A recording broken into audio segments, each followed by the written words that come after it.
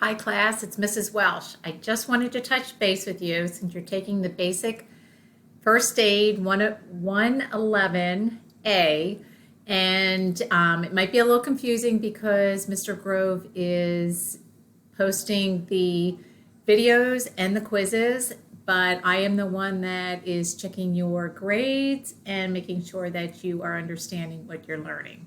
So I wanted to reach out. Here it is, 6 weeks into the semester. I hope you're all doing well. You're staying COVID free, staying healthy, and taking away some real good points from the presentations on basic first aid.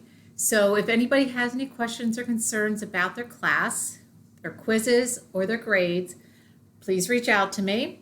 I am here. I am available by email most quickly, but you can also reach me at my office number, which is on the syllabus. So just keep following the syllabus and watching the videos, taking the quizzes. If you have any concerns about your grade, I am always willing to open it back up again, and you can look at it, review it, and take it again if that's what you need to do. So have a great week this week and do your work.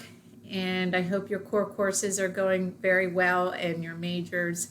So take care, and I'm sure I will be checking with you again soon. Have a great week. Bye-bye.